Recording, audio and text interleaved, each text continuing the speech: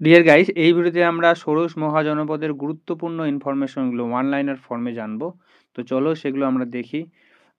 খুবই যেগুলো গুরুত্বপূর্ণ সেই ইনফরমেশনগুলো এখানে রাখা হয়েছে। দেখো, ষোড়শ মানে কি? ১৬ মহাজনপদ, মানে ১৬টা মহাজনপদ রয়েছিল কিন্তু। তো প্রথমে দেখি আমরা, ধরে নাও বৈদিক যুগে, মোটামুটি প্রায় বৈদিক যুগের দিকে কি হয়, যে ছোট যে ক্ষুদ্র আয়তন বিশিষ্ট যে রাষ্ট্রগুলো ছিল, সেগুলোকেই কিন্তু একটা সময়, সেই সময় কিন্তু জনপদ বলা হচ্ছে। তো সেটাই বলা হচ্ছে বৈদিক যুগে প্রায় ১৫০০ বা ১৫০০ বা ৬০০ খ্রিস্টপূর্বাব্দে হচ্ছে প্রথম দিকে যে গড়ে ওঠা ক্ষুদ্র আয়তন বিশিষ্ট যে রাষ্ট্রগুলি ছিল, সেই রাষ্ট্রগুলিকেই জনপদ বলা হয়। সেগুলোকে জনপদ নামে পরিচিত। এবার জনপদগুলোকে আবার কি বলা হচ্ছে? মহাজনপদ। কখন বলা হচ্ছে? যখন সেই জনপদগুলো ঐক্যবদ্ধ হয়, মানে এক জায়গায় যখন হয়তো জিতে গেল কেউ, এক যুদ্ধ হলো জনপদগুলোর মধ্যে, একজন জিতে গেল। এবার এরকম যুদ্ধ জিতে যেতে বড় একটা ঐক্যবদ্ধ রাষ্ট্রের, বড় একটা রাষ্ট্রের পরিণত হলো। তো সেই হচ্ছে বিভিন্ন জনপদ ঐক্যবদ্ধ হয়ে রাষ্ট্রের আয়তন বৃদ্ধি পেলে তখন তাকে মহাজনপদ বলা হয়।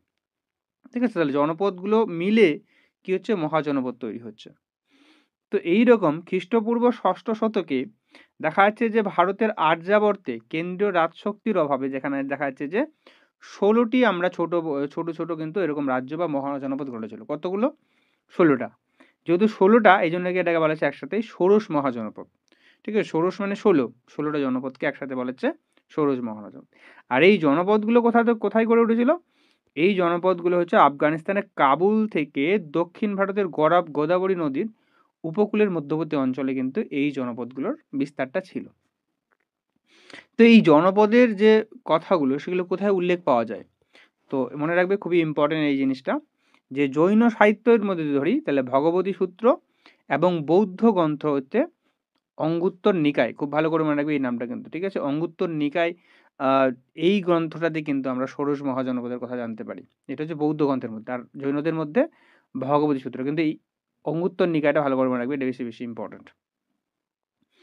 এবার তো আমরা বললাম যে ১৬টা মহাজনপদ অর্থাৎ ষোড়শ মহাজনপদ, সেই নামগুলো আমরা একটু দেখে নেব এবং রাজ্যের রাজধানীগুলো দেখে নেব।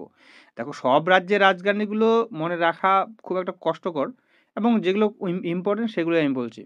ঠিক আছে? সেগুলো ভালো করে মনে রাখবে। এখানে ১৬টাই দেওয়া আছে।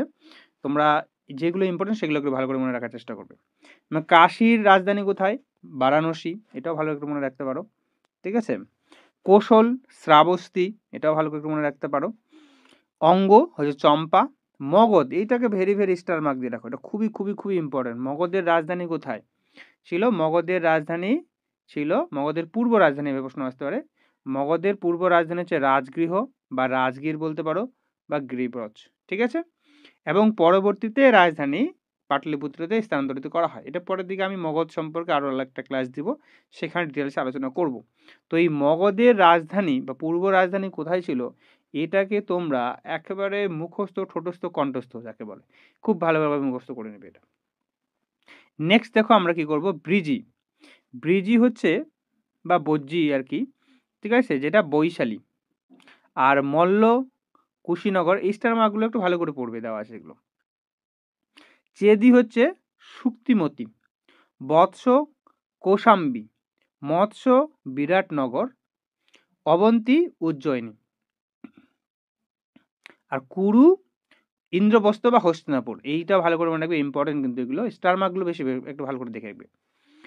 তারপরে হচ্ছে পাঞ্চাল। পাঞ্চাল হচ্ছে অহিচ্ছত্র এবং কাম্পিল্য, দুটো কিন্তু ভাগ ছিল এইটার মধ্যে। যে উত্তর ভাগের রাজধানী ছিল অহিচ্ছত্র এবং দক্ষিণ ভাগের রাজধানী ছিল কাম্পিল্য বা কাম্পিল। আর অসমক, ঠিক আছে, বা অশোক বলতে পারো, এর হচ্ছে রাজধানী কি ছিল? পরোয়ানা বা পোচালি। এভাবে নামগুলো কিন্তু স্পেলিংগুলো একটু কনফিউশন হতে পারে, এই নামগুলো একটু, এই জন্যে আমি সব নামগুলো দিয়ে দিয়েছি। পরোয়ানা, পৈতালি, পৈটান, পোটালি বা পোটানা, এই নামগুলো দেখো একই রকমই প্রায়, কম নামটা, স্পেলিংগুলো কিন্তু একটু কম বেশি থাকতে পারে। তো তোমরা যাই থাক না কেন, এটা মনে রাখবে একটু। গান্ধারের রাজধানী কি হচ্ছে? তক্ষশিলা। কম্বোজের হচ্ছে রাজধানী রাজপুর। সুরসেন হচ্ছে মথুরা। ঠিক আছে? এই নামগুলো একটু মনে রাখবে। নেক্সট দেখো আমরা দেখব এবার কিছু ইনফরমেশন, যেগুলো গুরুত্বপূর্ণ ইনফরমেশন। আচ্ছা, ষোড়শ মহাজনপদ, আমরা যদি ম্যাপটা দেখি, যে এটা ষোড়শ মহাজনপদের হচ্ছে ম্যাপটা। ঠিক আছে? তো আমরা যদি এই জনপদটাকে দেখি, দেখো খেয়াল করো, আমরা যদি এই পার্টটাকে আমরা উত্তর ভারত বললি, আর নিচের একটা যদি দক্ষিণ ভারত যদি দেখি, দেখো নিচের দিকটায়, তাহলে তোমরা জানো উত্তর ভারত, দক্ষিণ ভারতের মধ্যে দেখো উত্তর ভারতেই সব জনপদগুলোই দেখো। আর শুধুমাত্র দক্ষিণ ভারতে কে রয়েছে? অশোক বা অসমক। হুম? তাহলে দেখো যে ষোড়শ জনপদগুলোর মধ্যে উত্তর ভারতে বেশি সবগুলোই কিন্তু উত্তর ভারতে ছিল। কেবলমাত্র একটি জনপদই সেটা দক্ষিণ ভারতে ছিল, ছিল অশোক। দেখো দক্ষিণ ভারতে অবস্থিত জনপদগুলোর মধ্যে একমাত্র ছিল অশোক। খুবই খুবই ইম্পর্টেন্ট, ভেরি ভেরি ইম্পর্টেন্ট কিন্তু।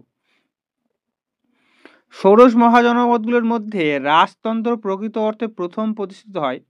সব বেশি কি এগুলোতেই কিন্তু রাজতন্ত্রই ছিল, ঠিক আছে? তো প্রথম প্রতিষ্ঠিত হয় কৌশল এবং মগধ যে ছিল, কৌশল এবং মগধ যে মহাজনপদগুলো ছিল তার মধ্যে সেখানে প্রথম রাজতন্ত্র কিন্তু প্রতিষ্ঠিত হয়।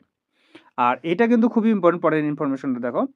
ব্রিজি বা বজ্জি ও মল্ল ছিল প্রজাতান্ত্রিক বা গণতান্ত্রিক রাজ্য বা মহাজনপদ। মহাজনপদগুলোর মধ্যে প্রশ্ন হতে পারে কোন মহাজনপদে গণতান্ত্রিক বা প্রজাতান্ত্রিক শাসন ব্যবস্থা ছিল? তাহলে সেটা হবে বজ্জি। এটা কিন্তু ব্রিজি বা বজ্জি কোনো কোনো জায়গায় থাকে, ঠিক আছে?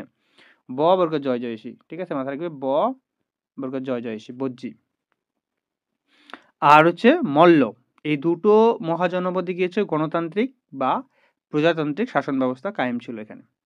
আর দেখা যায় যে ১৬টা জনপদ ছিল, তো তাদের মধ্যে লড়াই করে বা যুদ্ধ করে তারা কিন্তু দেখা যায় সে ৪ টা কিন্তু জনপদে একটা পরিণত হয়। ঠিক আছে? কারণ এই যে এই জনপদগুলো ৪ টা ছিল, এরা কিন্তু বাকিদেরকে দখল করে নেয় আরকি।